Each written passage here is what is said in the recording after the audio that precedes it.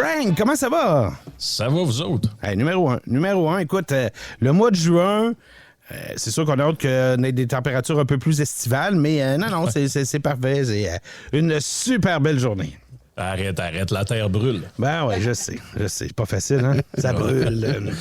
Mais tu sais quoi, j'en parlais ce matin. Je l'ai vécu une fois, hein? J'ai vécu 3 ans sur la Côte-Nord. Et il y a un été pendant, je dirais une semaine, peut-être même pas une semaine, où on avait ce stress-là de feu de forêt. Puis pour le monde, là, c'est pas le fun.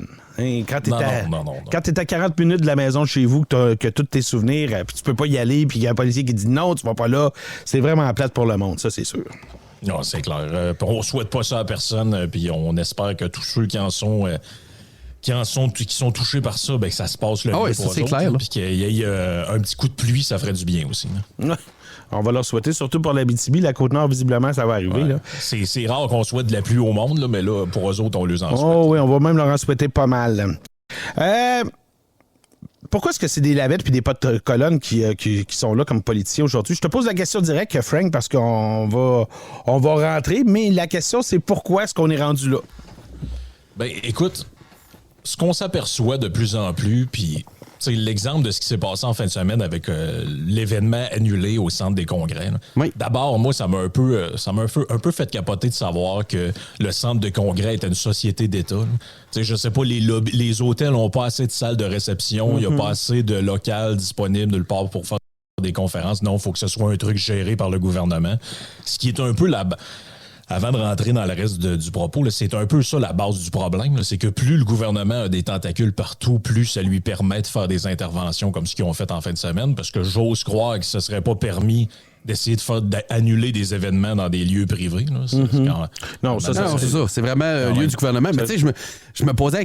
Ça existe-tu à Las Vegas un centre des congrès géré par la ville de Las Vegas ou par l'État du Nevada? Ben écoute, c'est une bonne question. Pourquoi ça existe à ce moment-là à Montréal puis à Québec? Ça me semble justement un privé pourrait faire ça, puis ce serait bien correct. Oui, c'est ça. Il me semble qu'il y a assez de place pour tenir des conférences. Mais l'affaire dans tout ça, c'est que on voit le prix qu'il faut payer pour défendre des principes. Ouais. Et visiblement, il y en a qui sont pas prêts à le payer, ce prix-là. Ce qui est étrange d'ailleurs là-dedans, c'est que quand c'est question de défendre quelqu'un qui utilise le N-word pour nommer un livre de Pierre Vallière ou de je sais plus trop qui, dans une classe, là, tous les nationalistes québécois sortent puis sont au bat avec ça. Ouais, mais il y a le droit, puis ouais, elle a le droit, c'est important. Mais là, vu que c'est une cause qu'ils aiment pas, entre guillemets, ils veulent pas se mouiller. Mais tu sais, l'affaire, c'est que quand tu défends un principe, tu défends pas la cause qui est protégée par le principe. Là. Ça n'a pas rapport entre les deux. C'est ça que les gens, il faut se mettre dans la tête. Là. Ça n'a pas rapport entre les deux. C'est exactement la même chose que l'idée de défendre le fait qu'un criminel a le droit d'avoir un avocat. Exact. Oui. Tu défends pas ce qu'a fait le criminel, tu dis pas que t'es pas en train de dire que t'aimes la personne, t'es pas en train de dire que tu cautionnes ce qu'elle a fait, t'es en train de dire qu'elle a un droit fondamental d'être défendue dans un procès juste et équitable. Mais c'est la même chose avec la liberté d'expression. Ça sert pas à défendre des idées que tout le monde aime. T'as pas besoin de les défendre. Ça sert à défendre des idées qui sont dérangeantes. Ta comparaison est vraiment parfaite. Si on reparle de Paul Bernardo ces temps-ci, mais Paul Bernardo, il y a eu un avocat, il y a eu un procès juste et équitable à l'époque et il a été reconnu coupable. Ça avait beau être un des meurtriers les plus dégueulasses de l'histoire du Canada, ou du moins de l'histoire récente, ben il y a eu un procès quand même parce que c'est comme ça qu'on fonctionne, c'est ça nos valeurs au Canada. Ben oui, puis tu sais, t'as des cas dans l'histoire où, mané, c'est tellement des affaires extrêmes que ça te met même des cas de morale, mais tu dis, tu peux pas flancher parce que c'est un principe important, c'est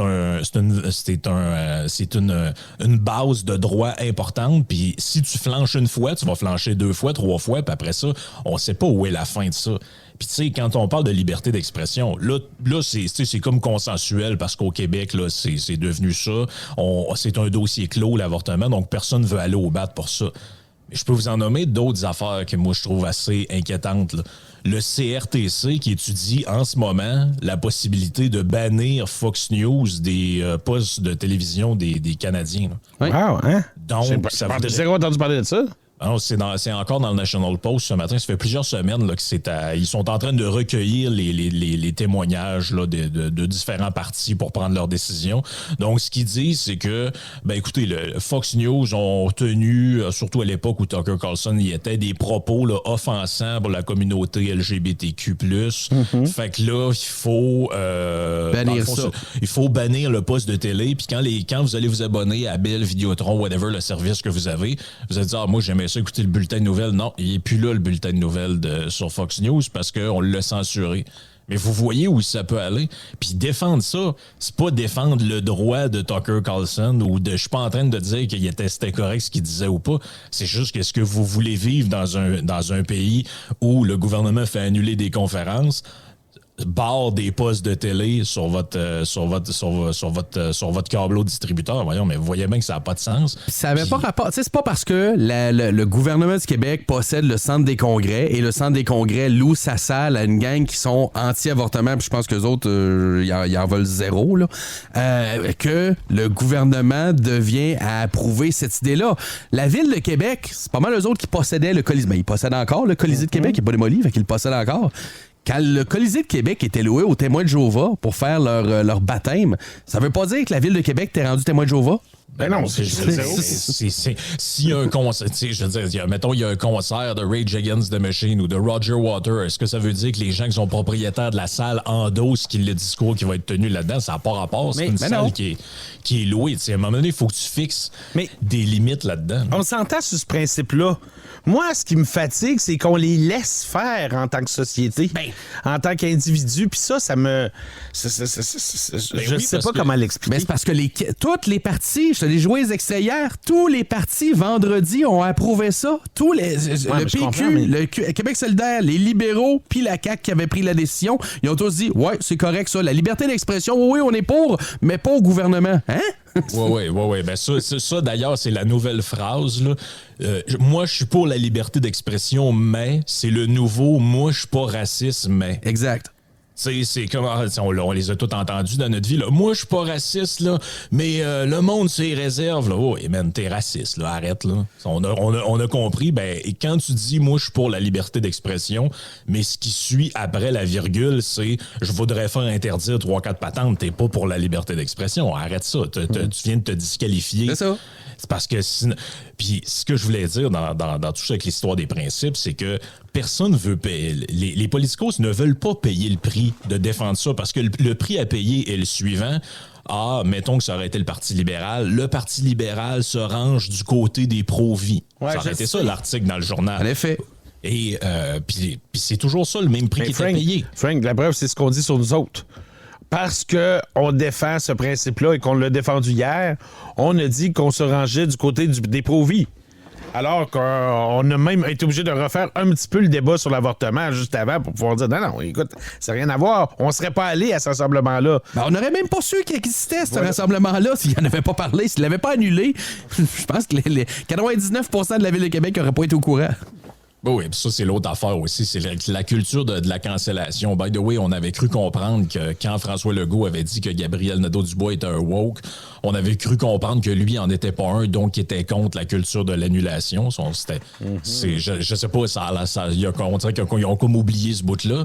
Mais ça, c'est un des aspects qui est le plus contre-productif de cette mentalité-là. C'est que quand tu annules des choses ou quand tu censures des choses,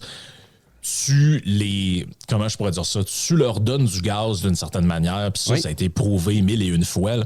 T'avais une gang de crackpots à un moment donné en France qui disait il n'y a jamais eu de monde dans des camps de concentration, tout ça. C'était très marginal. Un jour, le gouvernement a eu l'idée de génie de faire une loi interdisant ce discours-là. Et ils ont traîné devant les tribunaux deux, trois agités là, qui parlaient de ça. Ils sont devenus des martyrs. Il y en a même un qui était invité en Iran pour donner un discours par le président iranien. Ouais. Ça a fait toute une histoire. Bon, on se rappelle de tout le scandale entourant le Dieudonné et toutes ces affaires-là. Ils ont créé ce phénomène-là en voulant les faire taire, en voulant les censurer. Si tu laisses les gens dire des niaiseries, là, ben, la plupart le commun des mortels se fait sa tête puis se dit moi, ça me rejoint pas, c'est un peu n'importe quoi. Mais si tu commences à faire taire ça, savez-vous ce qui se passe dans l'esprit des gens qui sont un peu attirés par les trucs underground, un peu curieux, tout ça? Eux autres, ils se disent mais s'ils les font taire ou ils les font canceller, c'est donc qu'ils ont raison. Mais tu sais, quand même. C'est ça qui est le problème, c'est qu'il y a des gens qui sont attirés par ça. Et plus vous allez censurer des trucs désagréables à entendre, plus vous allez alimenter la curiosité de gens qui veulent savoir c'est quoi puis qui ne se seraient même pas intéressés à ça.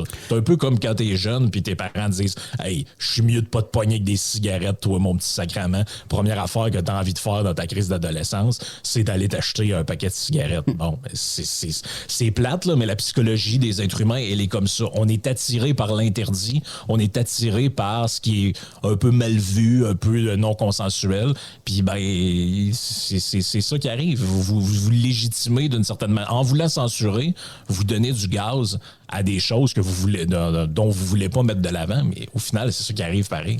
C'est parce que d'après moi aussi, à un moment donné, c'est utilisé. Moi, j'ai allumé là-dessus dans le temps où il y avait, vous vous souvenez de la meute?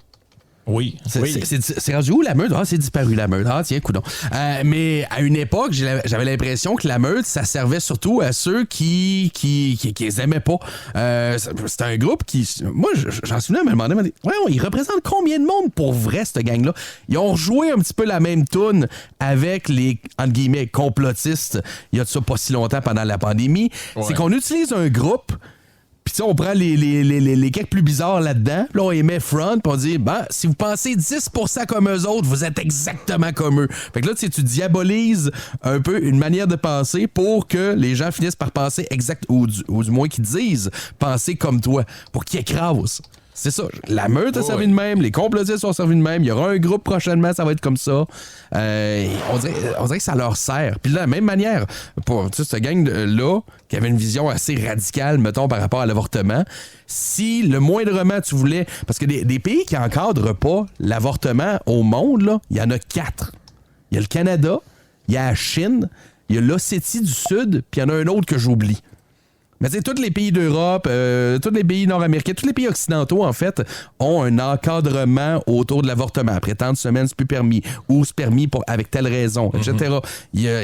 On est dans les rares. On a une position quand même relativement radicale là-dessus, on peut le dire de même, au Canada. Puis, on veut pas de débat, ça en prend pas. Fait que tu prends de choses, cette gang-là, pour diaboliser le débat. Fait que tu touches pas à ça, mec, une perche de 12 pieds, là. Non, mais c'est ça. Puis, tu sais, comme je te dis, personne veut avoir l'opprobre d'être associé à ces thématiques-là parce que, bon, c'est devenu tabou au Canada. C'est ça qu'on comprend. Mais, tu sais, moi, j'essaye de suivre un peu l'orientation de ce gouvernement-là. Là, puis c'est tellement dur à suivre, là, nonobstant de toutes les promesses qui ont été revirées de bord. Là. Ouais. C'est juste qu'ils se sont fait élire en 2018 en nous disant l'important, c'est que le gouvernement soit neutre. Donc, en matière de religion, là, on va faire une loi, puis il faut pas qu'il y ait de trucs religieux, il faut qu'on donne l'apparence de neutralité, tout ça. Bon, ça, c'est en matière de religion. Je suis désolé, mais l'avortement, c'est quelque chose qui touche beaucoup, beaucoup, beaucoup, beaucoup la religion. L'intégralité, pour ne pas dire plus des religions, sont en défaveur de cette pratique-là, et les gens qui sont plutôt athées ou plutôt laïcs sont en faveur de cette pratique-là. Et eux viennent nous dire, ben là, on fait interdire ça parce que c'est contre les valeurs pro-choix de notre gouvernement. Ouais, mais qu'est-ce que vos valeurs viennent foutre dans la gestion des bâtiments de l'État? Vous n'êtes pas supposés d'être neutres, vous autres, là? Tu sais, les valeurs de la CAQ, c'est pas supposé d'être les valeurs de l'État québécois, de comment ces bâtiments sont... Parce que rendu là, mais ça s'arrête où, ça, ce truc-là? Pour une fois, la question du journaliste, j'oublie son nom, arrivait à point là, quand il dit « Ouais, mais... » J'ai regardé sur le planning, il y a une conférence, il y a une salle qui a été louée à une communauté religieuse. Ça ne rentre pas des valeurs du Québec. Allez-vous la faire interdire aussi? Parce qu'on est supposé être laïque maintenant, la laïcité. Fait qu'il n'y a plus de groupe religieux qui peut louer, là.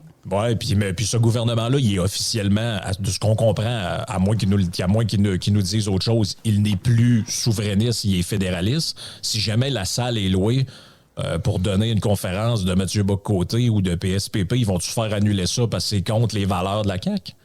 Ben, c'est parce Voyons, que. mais ça n'a pas de sens, cette affaire-là. Parce que c'est toujours ça, c'est toujours une pente glissante que tu peux te ramasser avec des choses plus graves, des événements qui avancent. Ben, c'est normal, ça peut avoir lieu, puis t'as beau être d'accord, pas d'accord, peu importe, ça va. Mais rapidement, tu peux commencer à annuler. Au départ, tu y vas avec des exemples comme ça, que tout le monde fait comme moi, comme de fait, je suis pas trop d'accord avec eux autres. Mais éventuellement, ça peut faire qu'un parti au pouvoir décide que tous les autres partis qui sont à l'Assemblée nationale, ils n'ont pas le droit de faire des réunions dans mes bâtiments. Parce que c'est à moi. Mais oui, puis c'est pour ça qu'à chaque fois qu'il y a un débat où il y a des enjeux importants, je vous parlais l'autre fois de l'expropriation, par exemple, on prend toujours des exemples extrêmes où là, c'est l'histoire d'un riche sénateur qui a des terrains de golf quelque part, qui s'est enrichi avec la spéculation immobilière. Fait que là, toi, tu te dis, hey, j'ai pas envie de défendre le principe du droit de propriété parce que je vais me faire dire, c'est ça, il défend les riches propriétaires contre le monde, puis il veut que le monde s'enrichisse sur le dos des autres. Ah ouais. Là, tu te dis, ouais, mais peut-être dans ce cas-là précis, mais 99% du temps qui reste, c'est des citoyens bien ordinaires qui vont être visés par ça. Donc, c'est la même chose pour la liberté d'expression. Oui, dans des cas extrêmes, tu te dis, je veux pas être celui qui est obligé de défendre, je sais pas, moi, des propos désobligeants ou des affaires choquantes, puis tout, mais c'est parce qu'à un moment donné, la sphère des trucs qui sont devenus censurables, elle ne fait que grandir. Oui. Moi, quand on commence à arriver à dire on va barrer des chaînes de télévision comme Fox News, je veux dire, à un moment donné, tu peux être d'accord ou pas avec ce qui s'y dit, mais qu'est-ce qui te dit que quand il n'y aura pas un autre gouvernement avec une vision inverse, eux vont dire, nous autres, savez-vous quoi? Vous autres, avez-vous voulu interdire Fox News, nous autres, ça va être CNN. Ouais. Mais c'est le gouvernement qui a voulu qu'on ferme pendant la pandémie. Il n'y a pas de surprise en même temps là. Je voyais Bocoté avait un bon texte hier. Bocoté a un respect de la liberté. Je vais lui donner ça. On n'est vraiment pas toujours d'accord sur bien les affaires, là. Mais il y a un grand respect de la liberté. Mais je serais obligé de dire, regarde dans ta gang, là, les nationalistes. Je sais que présentement, vous vous battez contre les woke, mais vous avez des tendances assez woke, vous autres aussi. La culture de la cancellation, vous connaissez ça, là. Puis vous aimez ça bien souvent. Ben oui, puis tu sais... Salutations à Sugar Sammy. Tu peux continuer. En effet. C'est un peu là que je m'en allais. Je me disais, tu sais, parce que j'ai vérifié hier sur le site du Centre des congrès, et il y a beaucoup d'événements qui se déroulent en anglais là-bas.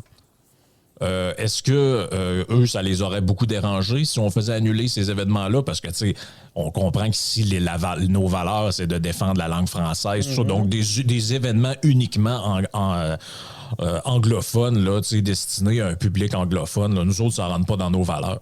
T'sais, vous voyez, là, la pente glissante, là, elle est... le tapis glisse en dessous de vos pieds, là.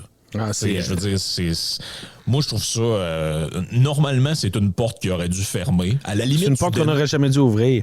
Mais on l'a ouvert, nous autres aussi, puis on y a participé à ça. T'sais, on peut pas dire qu'on n'a pas... on a participé à tout ça. On a laissé, pour une raison ou une autre, un moment, une législation rentrer dans nos libertés individuelles, puis... on disait, ouais, ça nous dérange pas. T'sais, on a tous un peu participé à ça. On a beaucoup de regrets, je pense, aujourd'hui.